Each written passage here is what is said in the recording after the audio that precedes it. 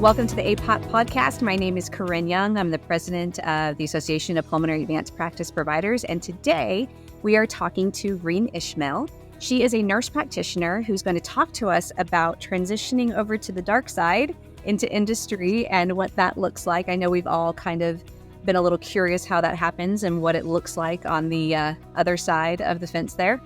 So Reem earned her associate's degree in 2013 and started her nursing career in the medical ICU. In 2015, she completed her bachelor's in nursing from the University of Detroit Mercy and joined Henry Ford Hospital's CV ICU. She then went on to earn her master's degree from the University of Michigan in 2017 and is a board-certified adult gero acute nurse practitioner. After becoming a nurse practitioner, Reem joined the Pulmonary Hypertension program at Henry Ford Hospital. Reem was a core member of Henry Ford's Pulmonary Embolism Response Team, or PERT team, which a lot of us have, and she spearheaded that establishment's post-PE clinic. So she's been very heavily involved in patient care in the pulmonary space. So after that, Reem then transferred on to working for a pharmaceutical company who will remain nameless during this podcast.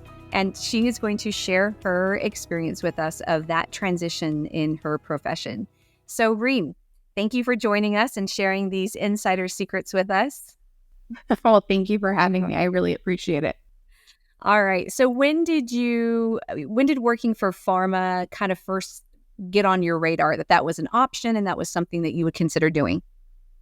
Honestly, I met with other MSLs or people in the pharmaceutical companies probably early on just because we were an academic center and we did trials. I just never thought the role could be NP. I always saw PharmDs or PhDs in those roles. So I never really felt like it could be something I could do. And then 3 years into it, I met a nurse practitioner that was working in a pharmaceutical company. And I was like, oh, they let you do that? And she's like, it's actually preferred. A lot of people are switching over to having people that practice like APPs in those spaces.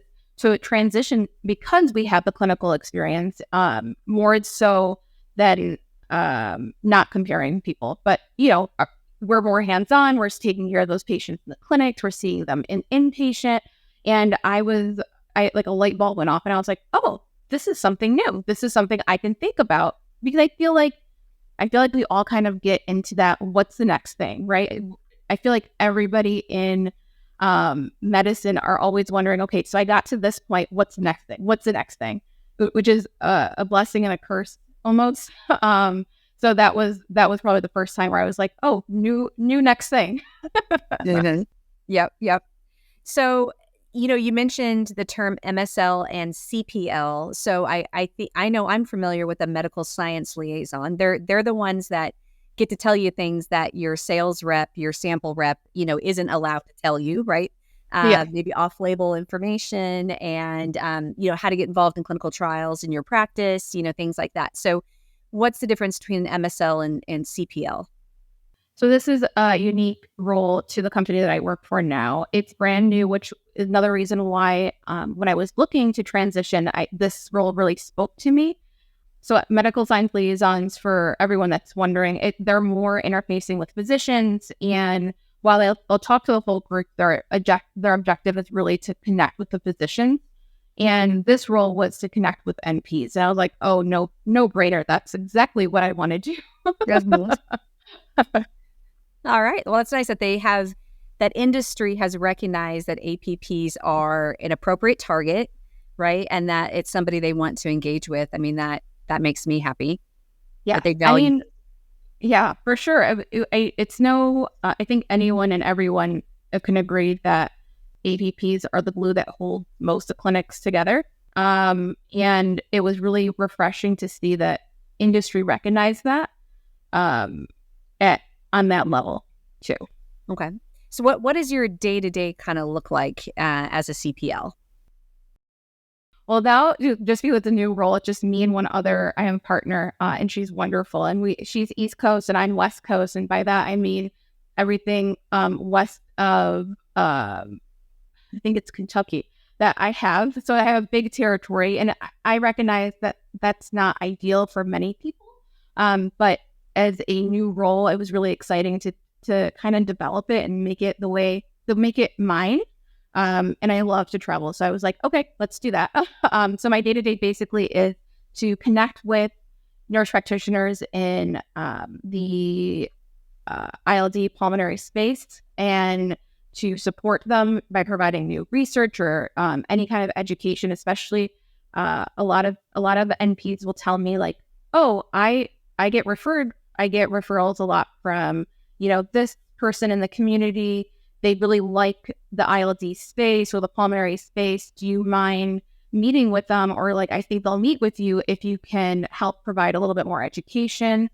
So it's a little bit of everything. The biggest thing is probably relationship development, which is my personal favorite. I love meeting new people, and I love supporting people. So it was like, so both going hand in hand was kind of a match made in heaven for me. So I do travel a lot, and I know that's for some people that could be kind of tedious, but for me, it's my favorite part. So you have to like travel, and you have to like people to do it. Yeah. Okay. Oh, for sure. You definitely have to like people. I would say that not all companies make you travel as much as I'm traveling right now or ask you to travel that much, especially if the company is larger. They'll mostly have people, a lot more employees. So their territories are smaller. But like I said, because this is a brand new role for this company, my territory is so much larger. And over time, I'm sure it'll go down to just the Midwest. That's where I'm based out of. So I probably should move to the West Coast now. There you go. Yes, and keep the cooler West Coast targets. Yeah. All right. Well, how was actually stepping away from clinical practice? Like, I know, that would be a big anxiety producer for me to think about, these years that I've spent learning pulmonary medicine, and now I'm going to step away. Am I going to lose that knowledge? Am I going to miss seeing patients? What? Oh, right. Yeah. So tell us about transitioning. I mean, I would definitely be lying if I said it was easy. Because I worked for the same center for 8 years, and then with my group for 5 out of those 8 years. And you don't only just become comfortable with the team, you become comfortable with the system, right? In some ways, you become that point person for patients, the residents, the nurses. Everyone knows, like, oh, that's the PHNP, that's the per NP. They don't even use the system anymore. They just now call me or text me, which is wonderful. And you're like, am I really going to give all this up to do something that I don't even know if it's going to work out for me? So it was definitely hard. I think the biggest push is I do enjoy a challenge. I think even more than that, I think a lot of NPAs can empathize with this, is that during COVID, we all got a little burnt out, right? And I think, I know it's different for everybody, but in the center that I was at, and it's not a downfall on them, it's just in general, a lot of centers don't really know what to do with APPs.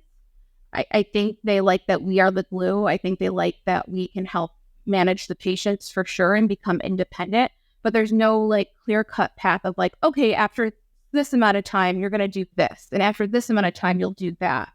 And I was getting a little stir crazy. I was like, okay, but what, like I said, what's the next thing? What is the next thing that I could do to make myself and my career better, make myself better? And it was getting really hard. So I think that part was harder than giving it up, honestly. And till this day, I still miss patient care. That's probably the biggest thing that I feel my soul is lacking, is I love making that difference in patients' lives and seeing them every night. Mm-hmm. Now, I've met a couple MSLs from other companies that still see patients, a couple days a month. They're definitely not hosting a full clinic.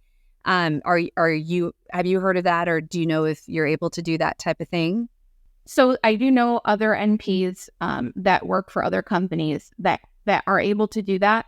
It is and I can do that too. I can't work in PH though. I can't work probably in the pulmonary space just because there's a conflict of interest there. And that makes it hard for me, for somebody that right out of NP school, I subspecialized, right?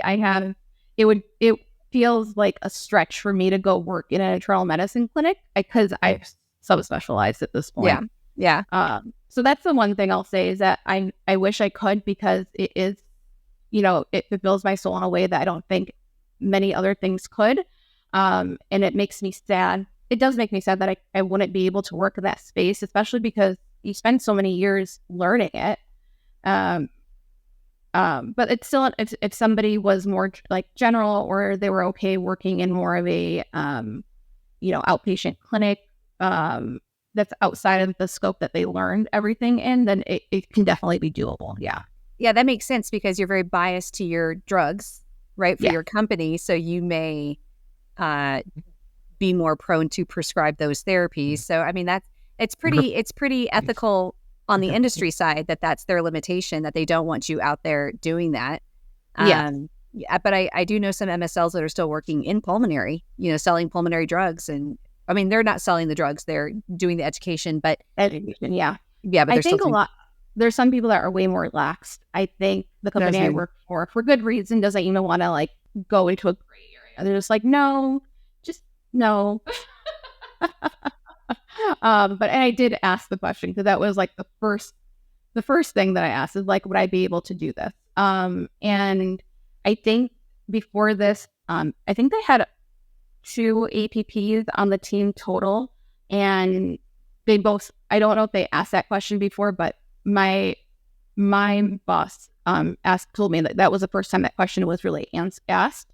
But I was shocked because a lot of different, I'm ANCC credentialed. I'm not quite sure. You are too, right, Corinne? I'm AANP. AANP. Okay. So I know that there's differences where AANP, or I learned this, and you can please correct me if I'm wrong. AANP requires that you do have to meet the clinical hours. Like, you have to be practicing. Where ANCC they would love for you to practice, and if you don't practice, they'll accept other things. Like if you have written papers, if you've done research, if you teach. And I felt I didn't know that, because when you're first becoming an NP, you're just like, I just want to finish. I want to be accredited. I want to be done. Yeah. Yeah. I do feel lucky in some ways, just because I don't have a big internal medicine practice background, and I subspecialize, that I do have other options to keep my credentialing, because I'm never going to take that test again. And I'm sure a lot of people can empathize. We're not doing that again. Yeah. So I do feel lucky in that sense, but it's something mindful. I would definitely like the heads up before transitioning. Yeah, that's so something was not even on my radar to consider. That if you're not going to be doing any clinical practice, that can definitely impact your board certification. Yeah. Yeah, I mean, that's a really, really good point. So you had mentioned a little bit earlier, one of the reasons you left practice was where you were struggling with growth, right? It's what it sounded like. Like, where do I grow to? Like, where else can I go within this job? And it sounded like it was a pretty small box, for you. Within the company that you work for now, and maybe talking to other organizations, is there a lot of area for growth? Is there a limit to what APPs can do within working for industry?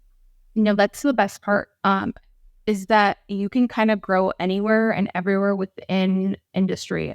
Just because you start in medical doesn't mean that you can't see what marketing is like, or you can't go to strat ops and just do research. Like, everything is fair game as long as you show an interest. And I mean, I think a lot of it also depends on your leadership. I do feel very, very lucky that I have a supporting manager that if I tell her, this is what I'm interested in, she'll be like, okay, I don't know much about that, but I will find out areas to get you there. Which is, I mean, That's great. think having that support is really wonderful. It goes without saying that, like, I think all NPs just want to feel supported. So to have it, and not to say I didn't have it before, but to have it at this scale is kind of amazing to me. And I met other APPs and RNs actually that have transitioned into started in a more of a medical role or science role, and then completely transitioned into something like marketing and sales. And I'm like, how does that work? We don't have that background. And they're like, you learn on the job, and it's kind of great that your experience will take you that far. Which then could grow to other areas if you didn't want to stay with industry. You'd have those experiences. So that's kind of nice too. We talked about some of the great things about working in industry. What about struggles? What would you say are limitations or struggles that APPs may run into, or that you've run into, or, encountered through talking to other APPs? I think the biggest thing is learning the industry, like the industry part of everything. We already come knowing our subspecialty, or knowing the area that we're working in. At least I was lucky to transition into a role like that. I know some people transition into something totally different. I am in awe of that. I'm like, oh, I needed like somewhat of a cushion. I'm like, please give me something that I know what I'm talking about. But learning industry, and like in terms of compliance, right? As you mentioned earlier, medicine, or the science part, isn't really taught to the sales part, isn't really taught to the marketing part. And there's a lot of restrictions that you don't even think about when you're working as an NP meeting with MSLs. You're like, oh, that makes sense. I remember that the salesperson was not in the room with the science liaison. And so I feel like I'm always worried, am I breaking a rule? So now I just ask all the time. I was just like, can I email this person? Can I do this? So that part has been really interesting. And then also just the job in itself, in terms of like, we go to a lot of conferences, and I love that. However, like, it's so different as an NP practicing medicine. You go to the conference and you're like, this is my little break, right? I get to learn a little bit. I get to do it at my pace. But for us, like, it's work. Like, you are working the whole 5 days you're there. So I always say, I feel like I need a vacation, even though I was in a different state. I definitely needed another vacation after they're done. Yeah, see, I always see the MSLs and everybody at the conferences, and I'm like, lucky you get to go to all the conferences. And but I'm sure you guys are there early and you leave late, and that type of thing. Do you get much class time? Can you attend lectures and stuff while you're there? Probably yes, you can. So I'm what's really nice is we split it amongst the whole team. So whenever you have free time, you are more than welcome to go to a class, to go to a session, to do what you want to do, which is really wonderful. And another thing very similar to like PDA or CME, where in academic medicine, you get like a certain amount of money to go somewhere, or to do something or take a course. Within this company, we also get that. If there's anything that we are interested in doing, we are able to talk to our managers about that and see if we can get it approved. And most of the time it hasn't, I haven't asked yet, just because I feel like I'm learning something new every day within this own role. But it was nice to hear that, because some of the conferences you're going and you're working, you're like, can I just go to something just for like me? And to have that option is really cool too. How's the pay? I think that's one of the things everybody wants to know. How does, so you have benefits, right? You get even some CME, benefits, it sounds like. But what about the actual take home, piece of it? Yeah. For me and for most other NPs or Ps that I've talked to in transitioning, it is definitely a lot more. Which is, it's almost, whenever you think about it, you're just like, oh, this is what I think about. I do definitely, not that I'm not working hard now. I think it's different when you're working in medicine and you're seeing patients day in and day out, especially when you're tied to like an RB use, and that's how you get your bonus. That's how you get, like, if you can negotiate your salary every year. The base salary coming into this is nice. Like, I have no other words to say except that, like, it's really wonderful to feel like you're appreciated in that way at base value without even negotiating any of those things. Could you give us a range of like what you've seen in that field? Yes. I've seen, and I've asked a lot of people. I know I'm like that techie person that's like, do you mind if I ask you? So I've seen 150, and I have seen up to 180 as entry. And if you are a senior level, I've seen uppers into the 190s to early 200s, depending on like your experience, what you're like, if you work somewhere else, what you were doing in those roles. Those are real professional salary. right? Yes. So Yes. you NPs and PAs out there listening to this podcast that are accepting the $75,000 and $90,000 jobs, Yeah. stop. Yeah. You're bringing I know everybody it's really, down with you. Go work for industry. Go do something else. Yeah. it's I'll really get on the hard whole because soapbox. Yeah, I'll get on the whole soapbox no, about salary, but no, that's great. I mean, that shows value, right, as a professional, and that is more than competitive at an entry level. I mean, yeah. that's great. And I'm assuming, at an entry level, they're still taking APPs that have experience in medicine. It's not a new grad out of school or Yeah. anything, right? They do prefer, I would say they do prefer experience. And because of my experience, what was different for me is I was never able to negotiate my salary because I worked always in an academic center where they're mostly, I mean, not to say that I haven't tried, I've definitely tried, but those places, Yeah. usually they look at a range, right? How long have you been an NP for? What is your experience? And like, I came from I transitioned from an RN to NP within the same institution. So I had no experience. So I had no negotiation power, which is really frustrating because, I mean, even though I had no NP experience, I still had a bunch of CVICU experience that transitioned into that helped me, become working in PH for sure, especially the hemodynamics. So that was really frustrating. And this was new to me. I'm like, oh, I can negotiate the offer if I don't like it. I'm like, that's wonderful. So it was definitely, I feel like we're joking. Like definitely felt like I was my most adult when I was negotiating. I was like, oh, we can do this now. I can negotiate like my worth and I can feel like, okay, this is adequate for what I'm bringing to the table. And that part was very like rewarding, I would say. What's also even most rewarding, sorry, I know we're going on and on, but I know the dark side doesn't seem so dark right now. Your whole team very much values your opinion and your expertise. Not to say that I didn't feel that way within my own group. However, that was my group, right? My group felt that way as like an organization. I'm not quite sure if the whole organization knew who I was and what I was doing. Where in industry, your whole team knows you. Even at a leadership level, they know who you are, and they'll ask you because of your expertise and your clinical experience of being an IP or PA, like, what do you think about this? Can you talk to me about that? And you feel really valued. It's wonderful. That is great. You are making it sound less dark.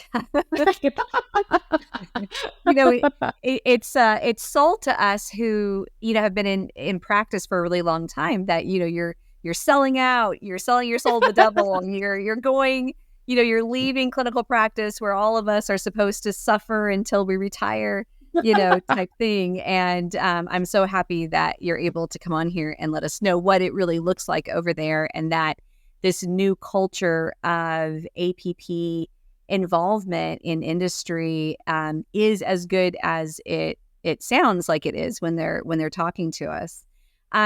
Who would you say would be the right APP for these types of positions? MSL, CPL. I know people person and travel lover. You mentioned those. Are there any other and some experience, right? Some clinical experience. Any other feathers in their cap or other things that would make them a good candidate for getting hired into industry? Every APP that I have met working in industry could not be more different. It's there's not one thing that connects us. Even I know some MSLs that are not really big people person, but they like sharing data, right? So I think they like education. So they push themselves like, okay, I don't love talking to people every day or meeting new people every day, but I do love the science behind it. So I think I don't want to discourage people because some people I'm a introverted extrovert where I need my downtime, but I love like when people meet me, they're like, that's not true. There's no way you need downtime. But it's true. I do like that. And so I met other people the other way where they force themselves to be extroverted and they don't really enjoy that, but they like research. They like clinical. They like clinical trials. They like those things. So I would say if you feel passionate about the disease state you're working in, that would probably be the biggest foundation. If you feel passionate about it and you want to apply it at a broader scale and make a difference that way, I think that would be the perfect person for this. Would you need to have your PhD, your doctorate? I mean, does any of that play a role in, being a good applicant or being selected for those different levels of pay, that type of thing? No. I want to say no for my role because I don't have a PhD. I do see sometimes when I was looking at other jobs, they did say PharmD or they will say PhD. But what I've been more noticing, and I had a friend that left the same place that I left and transitioned to an MSL role, but in a whole different space. She also doesn't. She has her PhD, and they told her that wasn't a requirement. It's nice that you had it, but definitely not a requirement. Not a requirement. Okay, so it's not like you have to go back to school to apply to these positions or anything like that. Yeah, and I hope that doesn't change because I know a lot of us don't go back because it doesn't.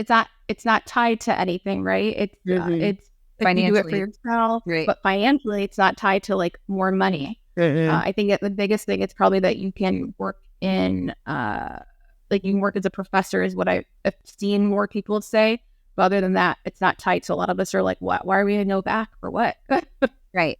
Yeah, that's been a big discussion that we've had within APAP and within my practice. We even had a blog about having to go back. 100 years ago, there weren't acute care programs for nurse practitioners. And so as a family practice nurse practitioner, I was working in the ICU for years. And now a lot of units are requiring FNPs with 20, 30 years of critical care experience to go back and get their acute care postmaster's certificate. And that's just forget it. I'll retire now. I'll find another job.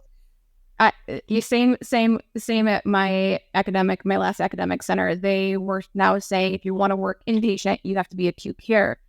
But that limits because like you said, there was nothing before. It was family or primary care. And before we subspecialized everything, what are those people are going to do that already have the years of experience? They're not going to go back just to check a box for somebody else, right? Yeah, absolutely not. Absolutely not. So people who are thinking about this role, maybe they feel done with clinical practice. Maybe they have no room for growth. Maybe they live in an area where there's not a lot of options for going to other practices, facilities, that type of thing. And they're thinking, okay, what about industry? How do they go about applying? How do they go about researching roles or what companies, that type of thing? I think for me, the biggest thing that helped was actually meeting with the MSLs that wanted to meet with me and being really honest and just saying hey, listen, I have questions about your role. I know you're here to talk to me about science. I love it. And I have questions for you about your role. And do you like it? And I especially ask a lot of the NPs because I think it's different for other professions in terms of, us being so interfaced with patient care and having our own patients. I really wanted to know how hard was it for you to leave? Do you miss it? And asking them those questions about salary, what does it look like? And like I told you, I was that tacky person asking. But I wanted ranges like you asked me, so it wasn't that bad. And what's your pay scale? Yeah, I don't need anyone's social security. I just need to know, are you happy? Yeah. You pay your bills. Yes. Can you pay your bills and do you have a work-life balance? Yeah. So that one's a big thing for me too, is because I am, I'm 33 years old. I love to travel. I don't want to be tied down in terms of doing the same thing every day. Sometimes that was also getting that way to me. So I asked questions like that, what does your day look like? And all of them would have to tell me, I can't tell you that every day is the same. And I was like, oh, that sounds like fun. So I would say asking your MSLs, anyone's more than welcome to reach out to me if they have questions too. Honestly, I'm totally okay with that. And also just asking yourself, after hearing everyone giving you their perspective, is this really something you want to do? Is patient care something you really want to give up? And like I said, it doesn't have to be you give up completely, but just to be mindful that you might have to give up the subspecialty patient care that you're working in. Yeah, which can be big. I mean, if you've spent I'm going on 18, 19 years of clinical practice in pulmonary medicine, and that's a child who I'm putting through college. That still lives at home that I'm not ready to ship off. So I mean that can be a big thing. But I think personally, 8 years in your 30s, I think that's kind of the perfect person that would ready, or maybe somebody who their kids are out of the house and they're sick of the docs they work with and they're ready to be sick of new docs every week that they meet or something. So I love to say it. Like even my own partner that I work with, we are different in terms of she is married, has beautiful kids, and she still makes this work, right? So it's not like a certain age group, it's not a certain time. I think everyone's different. It's just what they feel like doing at this moment in their career. Yeah. It's very different. I think, like you said, for everybody, it's just what fits your lifestyle, your finances, your drive, your goals. But it sounds like, it's not as dark as we've made it all sound to be. So a question that I have, working in pulmonary medicine for as long as I have, I've seen a lot of industry changes, specifically the layoffs, right? So you get this favorite rep, you have them for a couple of years, and then their drug goes generic, their patent runs out, they start laying off these reps. And usually it's on the sales side, I would say, but there's been some times I've seen some, MSLs either have to leave or transition over. So that level of security that, as a nurse practitioner, for the most part, unless I am killing patients, I have a job, in that area, unless they, sell the practice or whatever. But you just don't generally hear about clinical layoffs in the pulmonary field, especially because there's not very many of us. But definitely that's a big concern in industry. So how much of that worries you, and how realistic is that? Could you touch on that a little? Yeah, it definitely worries me. I think just because this role that I'm working in is brand new, right? Being interfacing with APPs only. It's great that this company wanted that and they believe in that. And I know, my direct manager and my whole team does.